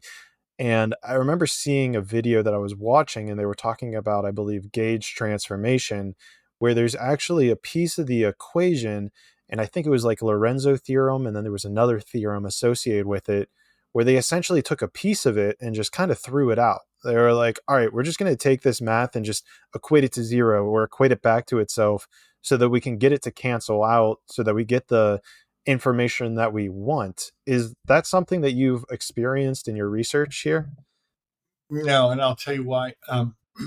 Any theory in electromagnetic theory or science does not apply to scalar. You're dealing with two energies that really don't have that much in common. Scalar energy, for instance, I always say this, it's a phi spiral, it's a double helix. Now, I've never seen an electrical current that twists, that looks like a corkscrew. That's what scalar energy is. Even my predecessor, Galen Hieronymus, said that scalar energy moves like a corkscrew. His wife told me that. And, what a profound thought. Because if you put an electrical current on an oscilloscope, there's no corkscrew. There's no third dimension. You just see the rise and fall. You see an oscillation. Right. This is a pulsation. So scalar energy is a pulsation of this double helix, this rotating double helix. So is it different dimension? The two images that I'm kind of getting in my mind, and this might help with imagery, is number one, the double helix of like a DNA strand. And yes. The other one would be of like the classical health symbol where you have kind of the staff and then two snakes kind of curling up it. Yes. So if you look at a scalar wave, there's a major and a minor groove. The major groove, this is where the phi principle comes in. The major groove is 1.618 times the length of the minor groove. So if the minor groove is 1, the major groove is 1.618, which is phi. That's the ratio of phi. And then you compare a scalar wave to DNA. DNA has the phi incorporated into it. There's a minor groove in our human DNA, which could be represented as 1, the value of 1. And if you look at the length of the major groove of our DNA, it's 1.618, which is phi. So it's always been my belief that a scalar wave creates DNA, which is a miniature, if you will, scalar wave. That's wild. Because I also know that if you die of old age, they basically say that your DNA is no longer able to like replicate itself anymore. It made an error in the replication, and this is probably just one way of passing away, of course. But that's like the idea of dying of old age, is that your DNA can no longer replicate itself. So then through these scalar functions, it would be having an effect on the DNA itself that's going through your body. You're right. And I believe, I've been working with scalar energy now for 30 years in practice. I believe it has extended my life. I believe that this is the pathway, if you will, to longevity. Well, this is interesting because I actually heard you talking on, shout out to Christina Rice onto her channel. And she even asked you about, I think, this concept of living forever, in which you kind of pointed out, right? And if anyone's listening, look at this in like terms of energy, right? You have put your photo into this machine and it's working its scalar energy only on you. However, you're operating in a 3-dimensional plane of existence where there are all these different energies coming in, and the scalar can only do so much to negate it. And I believe you said that if you were in a perfectly scalar environment, you would never age, which is a fascinating concept because it also kind of ties into the power of now. So what prevents you then in this situation from being in a completely harmonious scalar wave? Like in my mind, if you just put in a picture of your house, of your laboratories, of you, your family, your pets, anything that you come into contact with, would this not create that perfect unified scalar environment? It would, but it's attenuated. That's the problem. My instruments are not strong enough. I'll give the audience a corollary to that. Grebennikov, who I admire, he did develop a scalar energy anti-gravity platform. When Grebennikov would fly on this platform, he was in a really strong scalar energy force field. And he noticed that while he was aloft, flying about on this anti-gravity platform, he had a wristwatch. His wristwatch never advanced. Mm. And when he came back and he set the platform down, and he would realize that time had advanced 2 hours, but his wristwatch was always behind 2 hours. So apparently, when he was in this very strong scalar energy force field, time did not advance. He was either immortal or close to being immortal because he was not subject to the passage of time. And this is where it starts to get weird, because what we're talking about here is his manipulation of gravity. And Einstein even proved, I believe it was Einstein, correct me if I'm wrong, who proved that there is a correlation between time and gravity. And he did this by flying a clock around on a space, or on some sort of plane or spaceship that was outside of like the gravity of Earth, in a sense. Maybe it wasn't outside. I'm probably muddying this up. But then when he compared that clock to the one he had on the ground, the times were completely different. Yes. Yes. So we see that scalar energy is the cause of gravity. Scalar energy is the cause of time. So the gravity and time are the effect, are the consequence. And how do we control gravity and time? With scalar energy. So have you been able to affect gravity and time through your research at this point? Not yet, but I think God will give me the wisdom for an anti-gravity instrument. It should be rather straightforward. What I'm working on in the immediate 5 years is to learn how to illuminate a building. I want to be able to illuminate a building at a distance with scalar energy. And if I can do that, if I can transfer this energy, so to speak, and light up objects within the next 5 or 6 years, that should be a great benefit to mankind. And if so, then I can move on to anti-gravity. And now whenever you say light up, are you saying like the walls of it would just light up, or are you actually tapping into the electrical components that are illuminating the lights in that building? Just without any electricity, without calling upon the electromagnetic spectrum, to illuminate something with scalar energy. I want to be able to illuminate objects with scalar energy, not electricity. And if I can show that free energy from the sun and the stars can be used at a distance, non-local, and illuminate objects, well, that's part of the equation to solving our energy crisis. If you can illuminate a house with scalar energy, you don't need the power company. Well, don't tell them that. Yeah. But so this is actually a really fascinating concept, right? There's a lot to unpack here. The first one being, I know biologically speaking, how great the sun is for our bodies, right? We're talking about UV, UVA, UVB, all those UV raises. And I'm sure there's a whole bunch of different things and energies that kind of go into that we're, adapted to.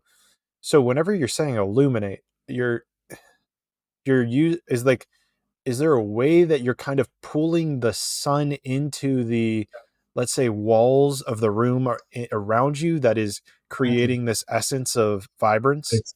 Exactly. My instruments are miniature stars. My instruments are miniature suns. Now, what do I mean by that? It's free energy. It's clean. It's wireless. We don't depend upon electricity. It's this other dimension. And it's life enhancing. But this is the key. I want to develop a very powerful scalar energy instrument that will be a miniature star that could send energy anywhere in the world and illuminate buildings, objects. If I can do that, then I can prove to the world that scalar energy should be used in power generation for illumination. And then after that, then we have to do away with the motor. I'm not happy with motors because it's still a mechanical device. I want to use scalar energy as an anti-gravity device. Grebennikov had no moving parts on his anti-gravity instrument. He simply was able to negate gravity. So what am I getting at? The animating force, the kinetic energy of the sun and the stars. You don't need a motor to once again create kinetic energy or an armature or a turbine. You get away from the piston. You get away from turbines. The action is always the sun and the stars, scalar energy. Now you just have to download or apply that energy to the function that you want to achieve. Really, scalar energy will obviate the need for a motor or a turbine. You don't need motors. So this is kind of calling up a question that I've been thinking about a lot. And, like in this motorized world that we're speaking of, so many, if not everything, runs on motors, from electricity to, your car, all this stuff. And in my mind, right, the motor is almost something that we've just taken for granted. We need a motor to capture electricity, to transform, to move it. And the parallel that I'm seeing here, this is going to be a little bit of a flashback. During Christmas, I was on vacation with my family, and my brother, he's a rocket engineer. So he's working at one of the top, I don't want to drop the company name at this point, hopefully to get him on the future, but one of the top, rocket companies in existence. And something that he had said is with regards to quantum physics, which is, as we kind of look deeper into quantum physics, everything starts getting more confusing. But the world that we've been living in, everything should make more sense the deeper we look into quantum physics. And the thing that he's always pointed out is that there's something wrong. There's something wrong about our perception with when we look at quantum physics that we're not understanding. And so he says in his words, we're either not supposed to understand, or there's something fundamentally wrong with the way we look at quantum physics. How does this relate then? It feels like there's a bridge here with scalar energy. Where do you see that bridge between the way we're viewing quantum physics and scalar energy today? Your brother is prudent. Whatever we learned about electricity and magnetism, is much of that is true and valid for the electromagnetic spectrum. This is a different energy. You cannot look at scalar energy and think that it has voltage or amperage. It does not. So you have to relearn. This is why I spent 30 years in private study. I had to relearn what I learned in college and apply it in a different sense. So quantum energy, scalar energy, is a new textbook. And this is what is so intimidating to some people, including physicists. When I tell them that you're going to start at ground zero, because this is not electromagnetic, and this is a new science, some are okay with that. And some physicists don't want to hear that. They don't want to have to study anew. Well, this is a new science, and there's no way around it. You have to start in first grade. Sorry, that's the way it is. You just kind of just ripped me apart there, because I've been thinking about this a lot. There was an Instagram reel or something that I saw where it was talking about how, people climb to the top of a mountain, and yet they then see that there's another mountain that's taller and another higher peak that they want to get to. However, to get to that higher peak, it means that they might have to climb back down the mountain to climb up this other one. And I've seen it in my life with, being a software engineer and getting to the top of the software engineer pinnacle, and then seeing, maybe not the top per se, but getting high enough where I can see the top. And I'm like, wait, I see there's another higher top over there, and which required me to quit my job, start this podcast, and now start at the bottom of this new mountain as a podcast, a podcast host, content creator, all that stuff.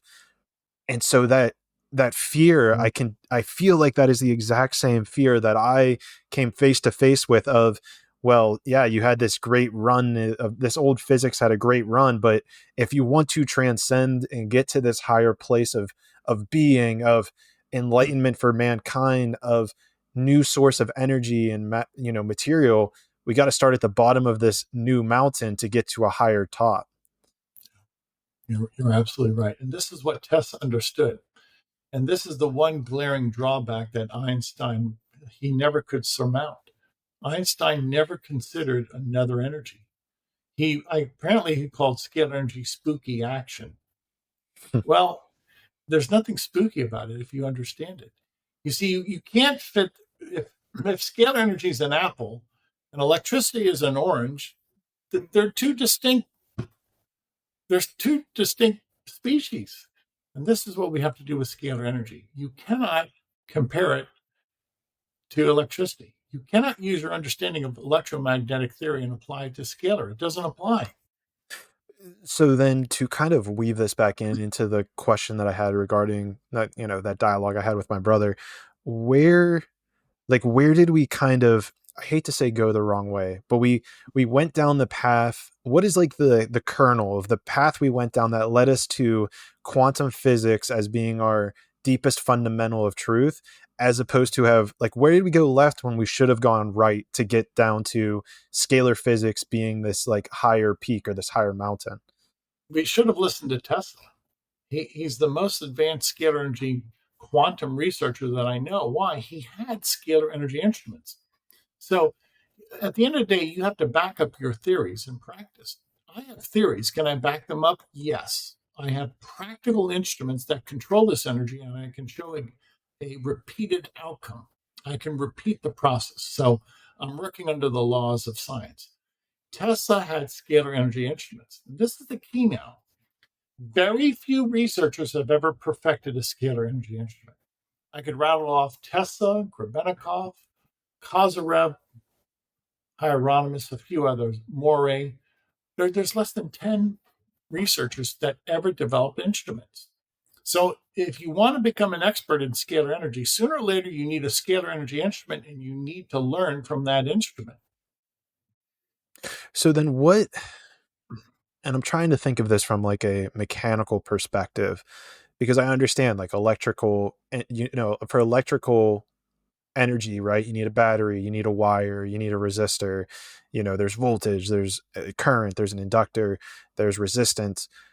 But what are the fundamental mechanical items that you would use in order to tap into to the power of God, for instance? What Hieronymus developed, and remember, he was an electrical engineer, the ability to take AC current and convert it into scalar, or vice versa, take scalar and degrade it to AC current. And this is the pro forma that I find very valuable. I take an ordinary household AC electricity, convert it into scalar. And then after I broadcast it, invariably that scalar energy will degrade in this world back to AC, back to what I would call electromagnetic energy. So what's popping into my mind, and I have no idea if this is related at all, but would this be related to the Tesla coil then? Yeah, yes. I use Tesla coils. Yeah. Okay. And one of the things that's so advantageous when you're working with scalar energy in a coil is what? It will beget the double helix. It allows for the formation of the double helix. So when you think about scalar, I also use a vacuum tube, because the vacuum tube incorporates a third dimension. So the vacuum tube, this is a vacuum tube, it has a third dimension, height, width, and length. And if I'm using a coil, it has height, width, and length. So when you're working with Tesla instrumentation or scalar instrumentation, you have to recreate a sun. You have to incorporate the principles that govern us, the sun or a star. And that's what I'm doing. I have a miniature star. As opposed to solid state electronics, microprocessors do not recreate a universe. A vacuum tube and a Tesla coil recreate a universe. Can you say that last sentence again to just make sure I heard you correctly? A vacuum tube has 3 dimensions. A Tesla coil has 3 dimensions. And if you will, they're like a miniature universe confined within that dimension, within that structure. As opposed to solid state electronics, a microprocessor that's man-made, that cannot necessarily incorporate the 3rd dimension or the 5th dimension, if you will. Meaning what? When you have a scalar energy instrument, you have to find your way into the geometry of the universe. That geometry automatically affords itself if you have a vacuum tube, because there's no human interpretation. A vacuum tube collects nature. A Tesla coil collects nature, whereas a microprocessor is man's interpretation of nature. So you have to go back to instrumentation that works hand in hand with nature. You're only amplifying nature. You're not creating a new nature. You're not trying to override nature. Whereas many microprocessors, many CPU units, etc., are not you're not copying nature. You're trying to create your own paradigm. It doesn't work that way.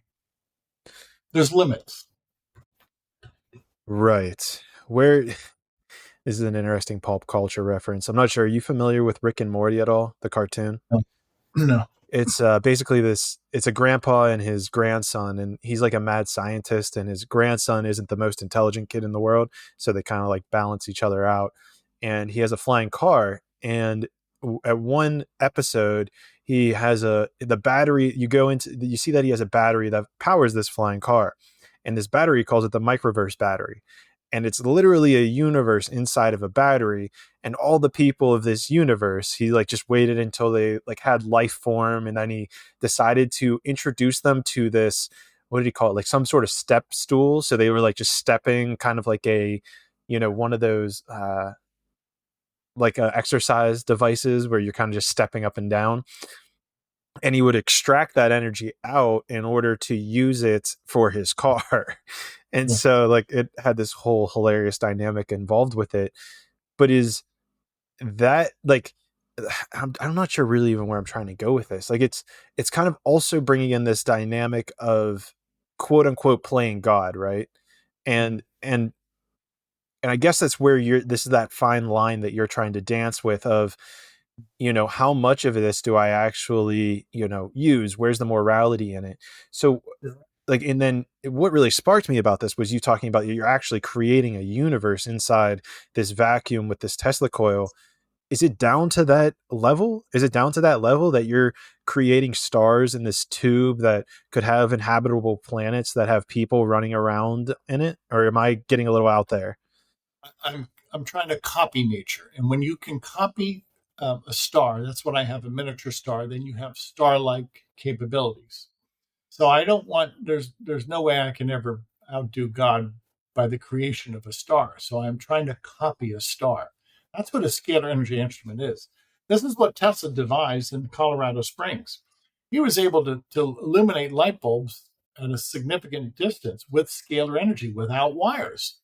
So this copper dome that he had in Colorado Springs, that copper dome captured radiant energy, scalar energy, and he was able then to use this in a non-local capacity and broadcast that energy and illuminate objects.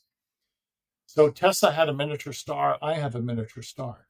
The key is to mimic, to copy nature. Don't go against nature. You're not going to win. Copy nature. So then on top of that, and I think there's probably an interesting conversation here in terms of abundance and scarcity. The way that I've always kind of viewed, and this kind of goes back to our rudimentary view of physics as it is right now, which is in order to power something, you need to take energy from somewhere else. So like you take energy, you got to input it somewhere else. You want to create electricity, you need to burn coal or, do a certain thing depending on what you're doing. Nuclear fusion, same way.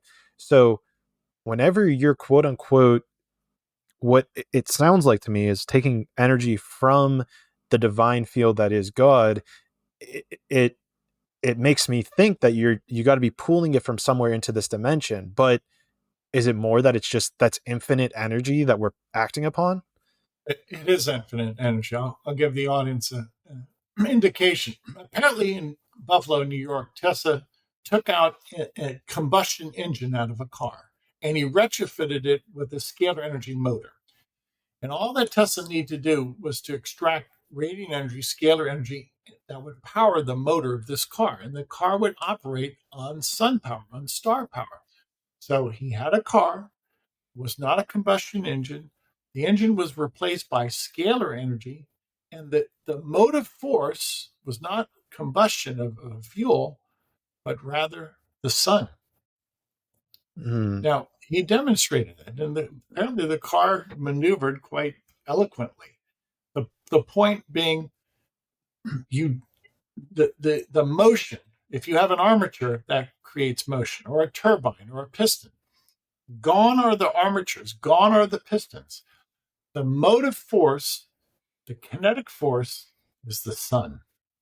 If you want a power plant, it's the sun. Right. And when you're saying this, Is he actually harnessing the energy of our sun that's sitting in the middle of our solar system, or did you recreate your own sun that's sitting inside the engine? Well, I always work with the sun and the stars. I cannot recreate the sun and the stars. Why would we want to? It's the perfect energy source. Well, then, real quick, but you said that you created a star, right? Like these are stars. I can harness the sun. Let's just put it that way. So my Okay. instrument cannot create scalar energy, but can harness scalar energy. Mm. So it's not a point of origin of scalar energy. It's a capacitor of scalar energy. It's a intermediary, right? Yes. Right. It's not like you're creating the electricity. You're harnessing it in a certain way. Gotcha. I harness scalar energy. And this is what Tesla did. And what more could you want? Again, the perfect power plant is not a nuclear power plant. The perfect power plant is a star. Why not? It's clean. It's infinite energy. You can access it anywhere. You can access it at the North Pole. Why not use the sun? This is what Tesla saw. This is what I see. Gone are fossil fuels. Gone, no hard feelings, are wind turbines, hydrothermal plants. You don't need that. I told you, man, this covers about $100 trillion. I think about 100 to 150 trillion dollar industries that are going to get toppled. I've shared my research with some people, and they realize that if we can start working with 1 billion people a year, just the healthcare savings alone should be $500 billion, $1 trillion in savings a year. What about, and this probably goes against free will in some way, shape, or form, but why not just, scan Facebook, take all the images that you see and just throw them into your machine? I don't want to do that. I'll tell you why. Because it's meaningless and I don't have people's permission. I get that. What do I want to do? Slowly educate people. This is not easy to digest. This is a new science. And sadly, I'm one of the few pioneers alive today. I wish Tesla and Hieronymus were around. They're not. So it's almost a solitary path of mine, not by choice. So how does one man, me, introduce this to 8 billion people? Well, by podcast. And thank you for this opportunity.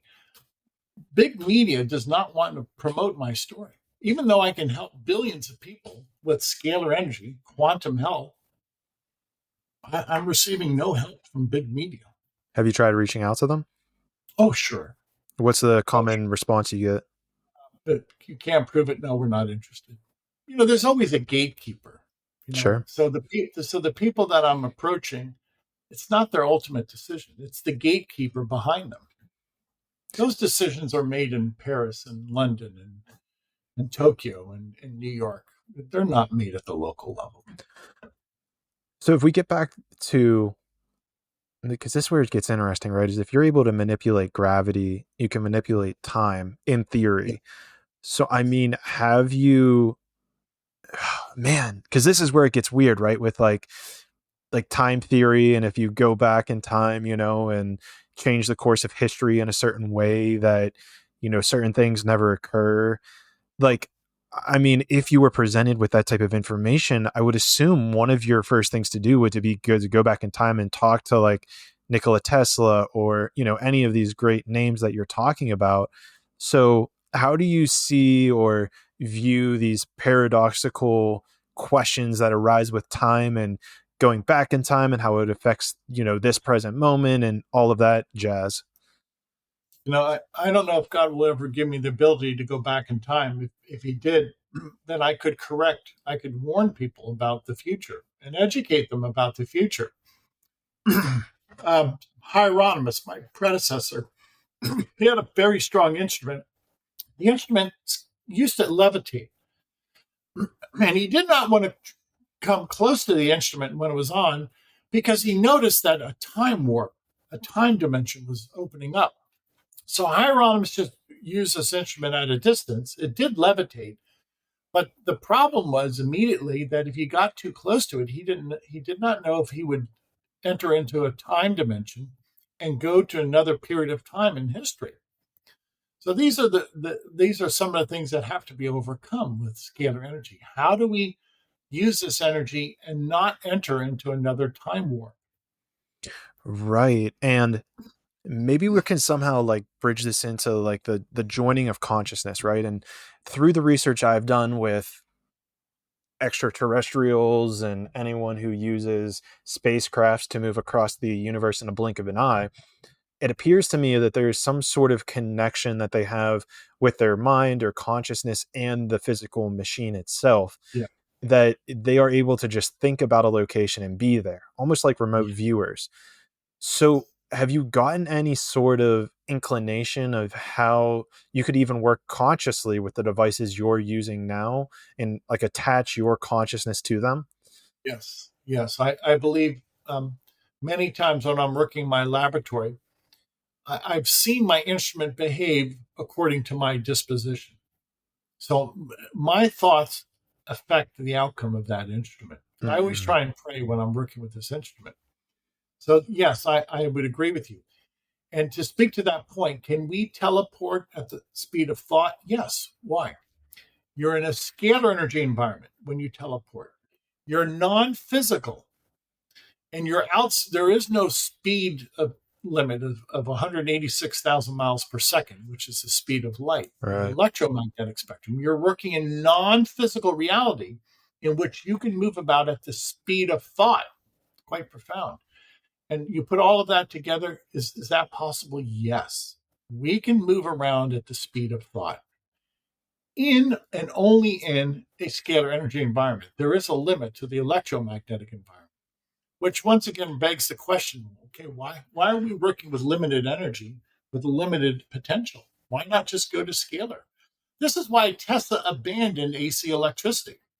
If you look very closely at his career, after his discoveries in Colorado Springs in 1899, he did not produce any electrical instruments of any noteworthy advance. The latter part of his life was almost exclusively devoted to scalar energy. Now, a lot of people say, well, those are electromagnetic devices. No, they were wireless scalar energy devices. He gave up on AC electricity, apparently. That's the Interesting. way I look at his career. But you really have to understand, anytime he would say wireless transmission or radiant energy, those are the two phrases that clue you in. That's scalar energy. Right. What, he, for AC electricity, he needed wires. Anytime he speaks of wireless communication later in his life or radiant energy, that's an indication he meant scalar. Are you aware of what that pivot was, or if there was an event or some sort of thought he had that pivoted him away from AC into scalar energy? I understand from what I've read, he placed two magnets close by in a scalar in an electrical field. And those two magnets in an electrical field side by side seem to negate the electrical current, changing it into the double helix. And when he observed that, he said it was a release of incredible potential energy. And he was right. Now, I have no idea the schematics he was using, but this is the way it was described. And at least I read that. So he realized you could take a very strong electrical current, nullify the current by placing two magnets side by side. And the result, the conversion, is from AC electricity to scalar. Brilliant mind. He developed many scalar energy instruments. I was going to say, and then because that kind of would have started to show him the connection between electric and magnetic energy. Yes. And then somewhere, did he ever get into the gravitational aspects of the energy or no? I don't know. It's hard to say. I think I think he was involved in the Philadelphia experiment. From what I've read and this is from what I've gleaned from history, he may have had his hand in the Philadelphia experiment, I'm not familiar with what that was. or at least his expertise, in which there was a Navy ship. Apparently, there were two very powerful Tesla coils placed on this Navy ship, and the ship teleported from Philadelphia to Roanoke in an instant. Nobody followed. The Philadelphia experiment. Nobody followed up on that. Well, they just couldn't believe it happened at that time. But there were signs that was a scalar energy event. So this is super fascinating, right? Do you is there, and this is kind of something with spirituality, right? It's almost as if our human minds, whether it's the world that we're born into or whatever, we almost find it so impossible to think of things that we deem impossible. We're unable to actually open up our mind to things that we have been told are inaccurate for so long. And to even have, because I do, now that you were explaining it, did kind of click with me. I remember the Tesla coils on a ship that teleported, but I didn't really remember too many things about it. That's so wild to me that there's actually this physical experiment of teleportation, the physical world teleporting to another physical location. And yet the general public was kind of just like, this is almost too impossible for us to believe and to carry on with. So I don't know if there's really a question there, but is this this feels like a similar phenomenon to the energy that you are likely pushing up against when introducing this to new people. Yeah, it's a new chapter in physics, and what we've studied in college, God bless, does not apply here. And this is why, by painstaking research, it's taken me 30 years to ascertain and to arrive at these conclusions. It's been tough. For instance, at the conclusion of the Philadelphia experiment, some of the sailors on the ship interpenetrated into the hull of the ship. Oh. So during this very powerful scalar energy force field, the ship and the sailors were non-physical. This is how you experience scalar energy, when it's a very powerful force field. And apparently the sailors said that they could walk through the hull of the ship. At the conclusion of the experiment, if you were passing through the hull of the ship, when the ship went from a non-physical state, scalar state, back to a physical state in the electromagnetic spectrum, some of the sailors were fused into the ship. Meaning what? Meaning that the non-local, spirit-like, non-physical action had ceased, and the sailors were then embedded inside the ship permanently. So that brings up an interesting point then. It's almost as if there might be something, I'm trying to think of this from a human psyche perspective. There might be something in our psyche that we at some core level understand that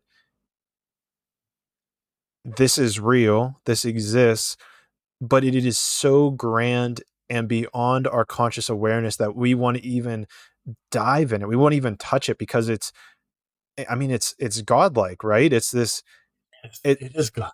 It's this energy that if we actually could control it, the things we could control would almost put us in this state of just unbelievable power that might be just, it's too grand for us to comprehend, right? I can even imagine, I'm trying to picture myself standing there, this happens, sailors are embedded in the ship. There's a part of me that would want to push it away and say, guys, we got to stop fucking around with this. We need to stop messing around with, this energy of God that we've discovered because of how dangerous and powerful it is. Yeah. There are some theories that the experiment went awry because they weren't pulsing the scalar energy. It was more an oscillating current. It should have been more of a pulsation. Well, on and off instead of an oscillation. Whatever went awry, it went awry. And to have the sailors embedded in the hull of this ship, it shows that it's a very powerful energy. You have to use this appropriately. And that experiment failed miserably. Well, I'm going to push you back on that. It depends how you describe failed. You transported a ship across, time and space, but yeah, in terms of human life.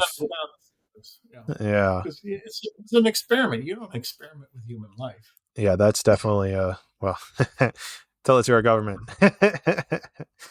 Apparently they wanted the government wanted to conduct this Philadelphia experiment to make the ship invisible. Now, during the experiment, the ship, it's called the Eldridge, the USS Eldridge, had a green halo around it. It was surrounded by this corona of green color. And I go back to Colorado Springs when Tesla was experimenting, and at his tower in Colorado Springs, the butterflies in the vicinity of his tower had a green corona, a halo around them. So apparently, when you develop a very powerful scalar energy force field, the human eye can see some type of green corona, a crown of green around objects, butterflies in Colorado Springs, and the green halo around the ship in Philadelphia. And right at that moment, the ship disappeared and it was teleported. So not only was it teleported, but when you're in a scalar energy environment, many times it becomes invisible to the human eye, and you cannot detect it by way of radar, which makes sense because radar can only detect an object in an electromagnetic force field. If the ship is in a scalar energy force field, you cannot use an electromagnetic radar to detect something in a scalar energy force field. Just as my cell phone, as an electromagnetic device, cannot function in a scalar energy force field. And for terminology's sakes, like, we're electromagnetic beings, right? Like, this physical reality is an electromagnetic reality that we're experiencing. Just confirming, just based on in this world where it's predominantly electromagnetic energy, because our heart produces electromagnetic field, right?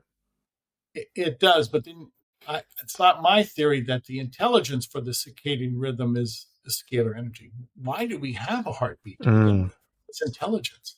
It's pulling that in from that force field into this reality, which gives this reality the quote unquote meaning, let's say, that we have. So do you think that this is, and I'm trying to think back to, a lot of research that I've done into mostly stone moving, like with the pyramids, with all these ancient technologies of moving these, Stonehenge, Easter Island, moving these grandiose structures miles and miles and miles. Do you think that this is the lost technology that they had access to that we are just coming back to understanding? Yes. And some of those monuments are demonic. So that's my belief. So there's a lot of technology that can be utilized by the angelic realm. So in other words, many of these pyramids, even today, we could not reproduce these pyramids. So I think there was a demonic influence on many of these structures, including some of the pyramids. What do you mean by that? I haven't heard of this before. There are good angels and fallen angels. I believe the fallen angels have built some of these pyramids. If you really take a close inventory of all the pyramids in the world, there's hundreds, thousands of pyramids.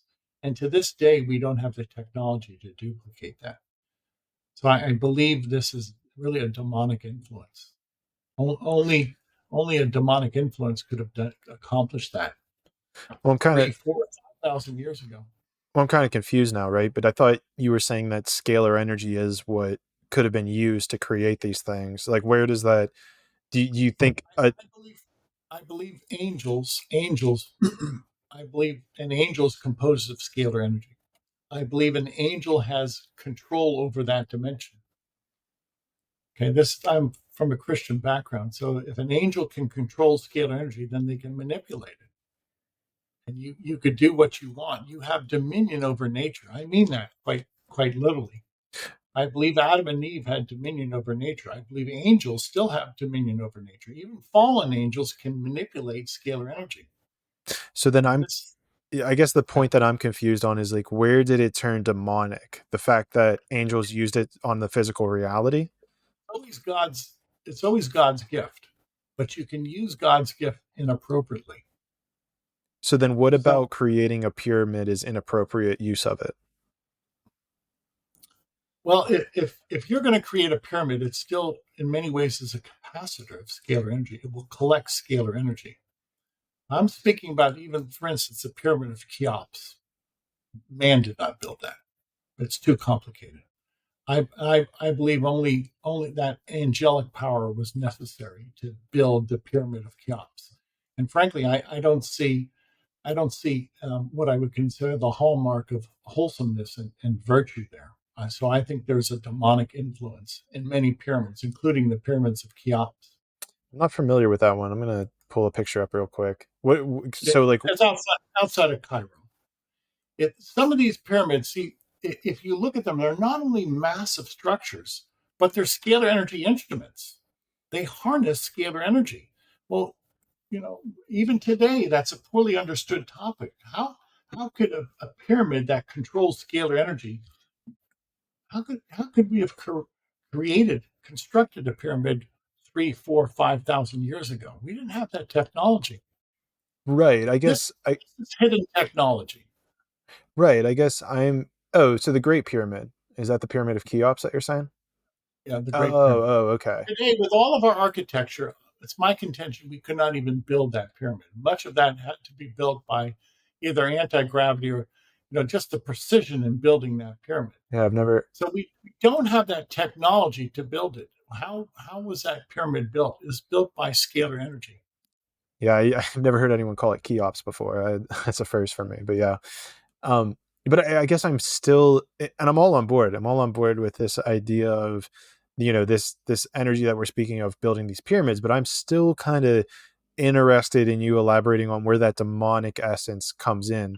I've heard about how the energy is pure. It's from God, but energy can be used for good or evil. It's based on intention. Yes, thank you.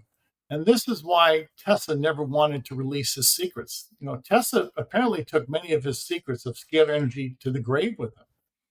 Hieronymus begrudgingly gave up much of his information. I met his wife. I never met him. And she schooled me in this. And over the course of 4 or 5 years of understudy, she would tell me things. She told me how she and her husband could hybridize a plant using energy. They could cross 2 genomic forms using energy. And I was just fascinated what they had accomplished. But, it's such power. It has to be used prudently. So I'm all on board with that. And I guess I'm going to stick to this question, though, is like, where did that ill intent come in then, right? What was the ill intent of the scalar energy use with regards to the pyramid that made it, quote unquote, demonic? Okay, if it's my contention, if you look at some pyramids, the pyramids outside of Cairo are a great example. Man did not do that. That's an angelic monument. And I do not believe that the good angels constructed the pyramids outside of Cairo. I believe it's a demonic influence. I believe those are really temples of evil, temples of Satan.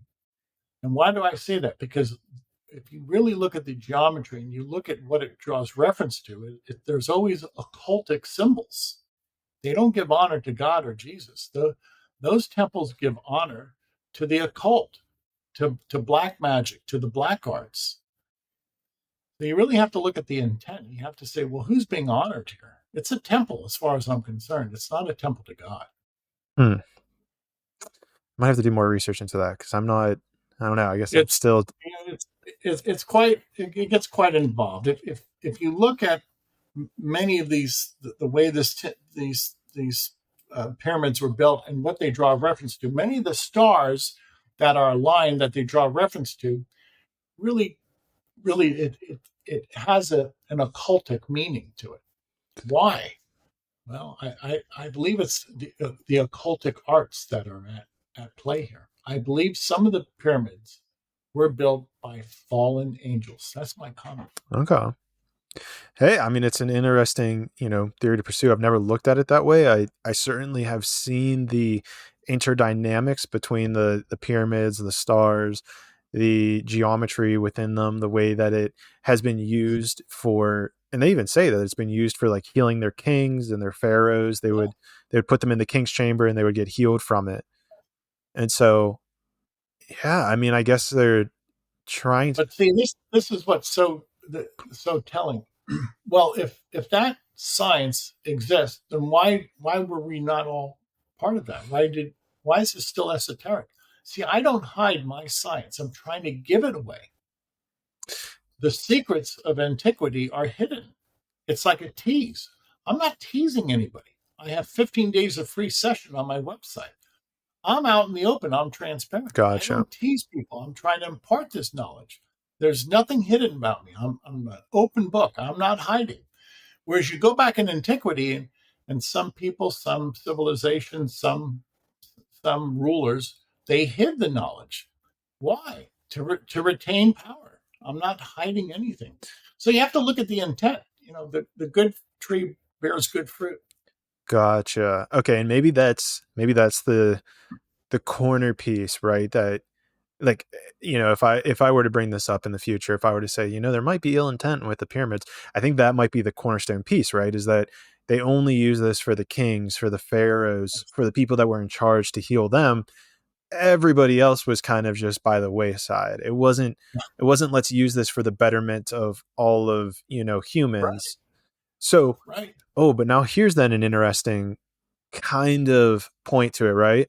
There would have been somebody or an angel who would have created it, but could they have actually created it for everybody to use? But then the people who ended up actually only using it were these occultic people, the people in power. They were like, oh, thanks, fallen angel, but now I'm going to actually just use it for myself, and we're not going to give it to the people. That's possible. If you take a really good look, some people say there's Bosnian pyramids, gigantic pyramids in Bosnia. And China apparently has so many pyramids, but the government won't release that. And Antarctica. They've even found them in Antarctica.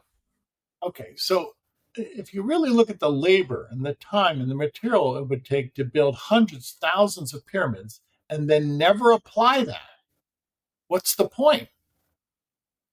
You're consuming so many resources. It takes so many labor hours to create a pyramid, and then they just sit there. No, to me, it's a big tease. We're being teased. We're being deceived. It's like crop circles. What's the point? Why are you teasing us? Why the artifice? Why the contrivance? Interesting. So this is also a very interesting thing that you're kind of touching on a little bit here, which I've seen pop up in some of my comments of things I've posted, which is, and it is that people believe that, I guess, aliens as a whole, which I'm very, I think, against labeling like all aliens are bad or all aliens are good. I think there's a healthy mix. It's like humans. Are all humans good or bad? It's like, no, there's a spectrum here. But what you even bring up is interesting, because a lot of comments are people who, like, anytime I talk about alien, not anytime, but a lot of the times, people think that it is the devil or they're demons, or it's not people who are here to help humanity as a whole. Well, let me just look at UFOs. That's a broad topic. And apparently UFOs have anti-gravity machines. Would you admit to that? Oh, for sure. And apparently UFOs have captured and mutilated animals. Okay? So they have this understanding of biology. And apparently UFOs have this ability to create unlimited energy. Okay. So why don't we have this gift of anti-gravity if UFOs have it? And if a UFO can capture and mutilate a cattle, then maybe they can perform surgery on people for our benefit. And if UFOs are using this pure, clean energy, scalar energy, plasma energy, what some people call it, why not give us this plasma-free energy? What's the point? Why tease us? I'm an open book. My website, I don't tease anybody. Visit the website. I give away free sessions. I don't see UFOs giving us free energy. They've been around apparently for hundreds of years. Never once have they imparted any knowledge to us. Do you know of any time that any UFO has ever helped us? Ever?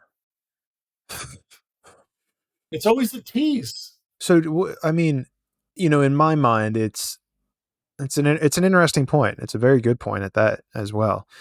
I guess the answer that I would rely on, or the one that would come up, is that there are still lessons for us to learn. There is still karma for us to work off, or even if they were to give us this technology, right, we would use it for ill intent because of our lack of consciousness and awareness.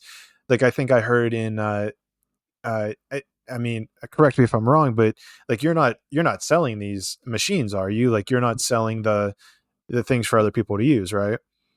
Yep. And you're right, because of malevolent intent. Yep. Well, right. Well, yeah. Oh no, not. I thought you were saying your malevolent intent. No, other people might use it from malevolent intent. Correct. Correct. So I'm going the way of Tesla. I'm willing to work with anybody in the world, but I'm not going to duplicate these instruments. Tesla did not. Hieronymus did not. Well, but then doesn't this kind of prove the point that I was trying to exuberate or illuminate, which is they don't want to just give it to us, that they want to almost the tease, right? They want to tease us into saying, hey, like look to the stars, look at all this crazy stuff you can't explain. It's almost like this jolt of, hey, like you guys haven't figured it out all out yet. You're not the smartest civilization that has ever come about. And it's this dance of, we can't just come down and give these instruments to you guys because of the consciousness, the frequency, the vibration that we're resonating at isn't ready yet for every single person on earth to have a scalar instrument. I'll speak about myself. I realized that to manufacture these instruments, and I won't, would be disastrous. People would use it for evil intent. So what do I envision? Well, I want to help people. So I'm going to open up the healing ministry as wide open as I can, have a forum where anybody in the world can submit a photograph to us for free sessions. And I already do that. At least I do that on a limited basis for 15 days. If I ever develop an anti-gravity instrument, well, that's another point. How do I release that to mankind without mankind using that as a weapon of destruction? We're at that tipping point. Somebody in the future is going to develop or redevelop an anti-gravity instrument. Are there any certain like governors you could place on this? And maybe I'm being a little bit childish in that regards, because we're talking about the energy of God. That's a good point. You can put a governor on electromagnetic energy because it's finite. It's easy to govern. But scalar energy, it's infinite. Which is interesting, right? Because and so this is kind of where it gets tricky for me, right? Is that you've been able to put two photos together, right? And say whether or not you want to add this to the system or take it away from the system. But yet there's not a limit on what you will allow. Like you can't say no money energy, no physical manipulation of other people, like those governing. That's against my religious beliefs. I'm not going to use this for greed or for power and control or manipulation. Now, the chakra balancing, I think the chakra balancing is the best I'll ever come up with. It's God's energy, it's God's light entering into our psyche. So to me, the chakra balancing might be the most important thing that I do. It's a blessing from God. It's a realignment. Right. Well, but so because I'm still trying. I feel like there's something here, but maybe there's not. I don't know. We'll have fun with it. Because you were even saying earlier, whenever you would get into the presence of these machines, if you're in a low frequency, then it would disrupt the machine itself. So is there not a way, right, to place that catalyst of, I'm sure you might be familiar with Dr. Hawkins. He creates like this higher level of consciousness vibrations where shame, fear, guilt are like at the bottom, and then it transcends up to like bliss, enlightenment, joy. It feels to me like there could be, or I guess I want to say should be, but nothing is should be. There could be a way that you would build in this safety valve that if you're operating from a level of fear, shame, guilt, apathy, those lower frequencies, that it just doesn't work and it turns off. I'll speak from my experience. If I come into the presence of my instrument, it picks up my mood. So what do I do when I start treating people? I kneel down and I pray all the time, every time, without exception, so that I now have a connection, a healing connection with the instrument. And if I'm going to be a part of the healing, then I have to be in that state of grace, and I have to pray for the healing of the people. And that's what I do on a daily basis. This instrument is so strong, so subtle. Many times when there's a very strong thunderstorm, Lightning is really caused by scalar energy. My instrument will give off miniature lightning strikes, lightning bolts during an electrical storm, which is really a scalar energy discharge. So my instrument communicates with a thunderhead, communicates with the scalar energy in the atmosphere. Mm. That's how sensitive these instruments are. And it shows you the consciousness of a thunderstorm, a thundercloud communicates with my instrument. And you know that it communicates just by those electrical discharges? Yes. And many times when there's a lightning flash, my instrument will spark because the lightning travels to my instrument and gives it a surge of energy. Interesting.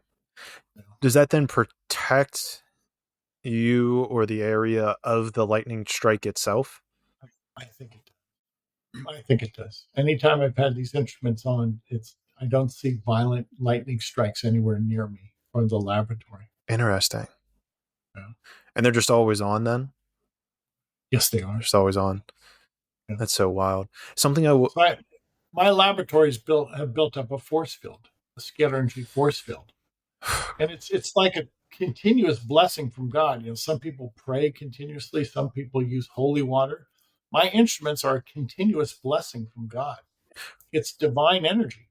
Well, that's interesting then, right? And I think this embodies the title of the podcast really well, of Traveling to Consciousness. Are we able to just use our own mind? And I think this ties in some of Dr. Joe Dispenza's work. Can we just use our own mind to achieve everything that we've just been talking about here, from invisibility to teleportation to healing HIV to aligning our frequency, aligning our chakras? Are we not able to just do that with our mind then?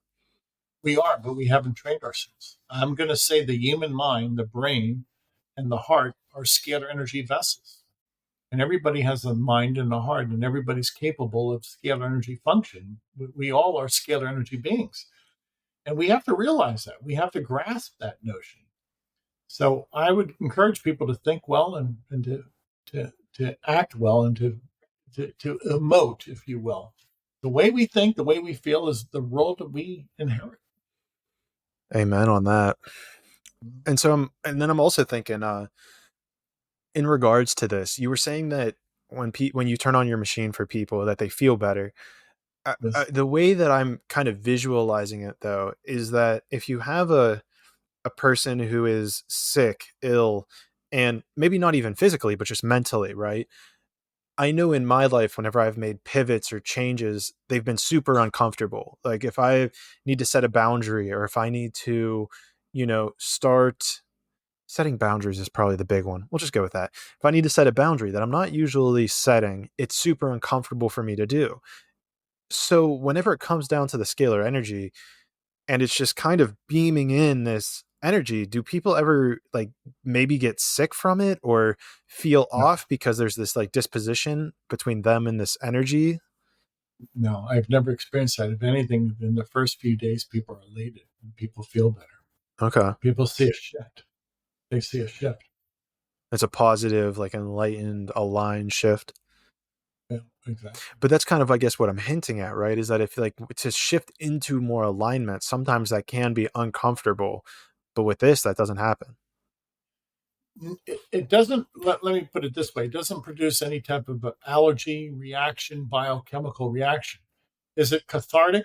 Yes, for some people, they've said it has been cathartic. Many people after the chakra balancing have said that they revisited suppressed emotions. That scalar energy brought up a suppressed emotion, and they, in some way, they've been able to come to terms with that suppressed emotion. So whether it's good emotion or bad, whether it was a favorable outcome in the past or something unfavorable, they at least come to terms with it. It provides clarity. Which is huge. Yes, it is. Yeah. So we're still dealing with reality, clarity. Whether it's good or bad, whether it was a favorable event or an unfavorable, people still say, yes, I come to terms with that. And then, as the saying goes, then they move on. Then they have a better sense of awareness, and they can move on. They can move past it and move on. I guess it's probably what we're all striving for at some level or not, to try to I, progress. I love your slogan, traveling to consciousness. You're absolutely right. If we get past this physical limitation, the physical world is real, but it's not the end result, and it's not the prime mover. The prime mover is the non-physical, which are the instructions. Mm. You know, what really impresses me about computer engineering is our intelligence, our creativity produces the program that produces the eventual outcome. Well, a spreadsheet is a spreadsheet. Um, Computer aided design is wonderful, but I'm not necessarily looking at the end result, which is a brochure or a mathematical computation. I'm looking at the intelligence behind that. It's the non-physical intelligence behind computer engineering that fascinates me. Right. Yeah, and here's something that was, as you were kind of talking about my podcast, that kind of popped into my head. Very frequently in the discussion with businesses, or with really businesses in general, is you're taught to view it as its own entity, right? As if it's its own person. You need to nourish it. You need to feed it money. You need to, cultivate things around it in order to, have a prosperous business. With this being said, have you ever could I give you a picture of the logo, Traveling to Consciousness? You put it into one of these devices and it like aligns the energetic frequency of my business. I think that'd be appropriate. If it's God's energy, God's intelligence, that's just a blessing upon you and your business. So some people have done that. Some people send me photographs, say, of a car that they just purchased. They want a blessing. They want some type of protection on their car. Mm. I've received photographs of newly purchased cars. Some people want a blessing on their home. They'll send me a photograph of their home. These are inanimate objects, but they still want that protection or that blessing. And I'm all for that. This is, I think, the prudent use of this energy, this light, and we always want to use God's blessing to the highest degree. Am I able to open up another 15-day trial with you for my podcast? Sure, of course. I'm going to tell the audience, our website, scalarlight.com. Visit the website. Anybody in the world, you email us a photograph. I will work with anybody in the world in order to introduce this. Scalarlight.com. Tell your family and friends. Send us your photographs. Yeah, I think you sent me the link, so I'll definitely throw that down in the show notes below. Yeah. Thank you. Yeah, I mean, I don't really have anything else for you. I usually give this time to my guests. If you want to encourage people, you can promote your stuff, which we've been kind of doing throughout the whole thing. But again, the show notes are going to be down there. So, use this time to just speak to the audience, speak from your heart. And yeah, the floor is yours. I want to speak to the audience in this one simple vein. Let's welcome this gift from God. Technology is a gift from God. Used appropriately, scalar energy, scalar light technology will help us immeasurably. It will solve problems. So first and foremost, pray upon this. See if this is what God is asking you to do. And if so, then at least promulgate this new science. Tell people about it. If you're so inclined, go to the website. Sign up. Send us your photograph. We'll treat you for 15 days. We'll balance your chakras. We'll identify microorganisms, harmful microbes, and destroy them. And then you decide. I leave everything up to the people, which is the way it should be. And this is a grassroots movement. So I don't want to dictate the tempo here. I want people to get involved. So please get involved. Help us.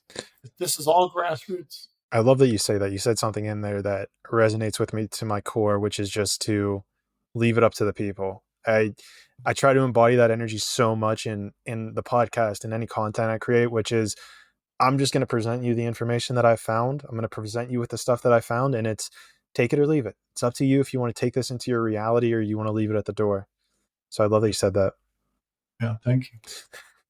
Guys, Tom Paladino, go check out his stuff. Go check out his website. I mean, it's 15 days free. You don't have anything else to lose. I tried it out for a bit and I'm inconclusive on my test results just because I don't know. It's a long story. I had a couple things. I tried doing a different like grounding mat And then I tried a couple different things in one day, so it's not an exclusive test. I do feel better though. So I will say that my quality of life has improved in the last 15 days. But that is for an entirely new episode on its own. Honestly, I might do a side episode, like a little mini off series to actually kind of dive into that a little bit deeper. But that is all the time that we have for today. So guys, I appreciate you all, and I will see you guys in the 6th dimension.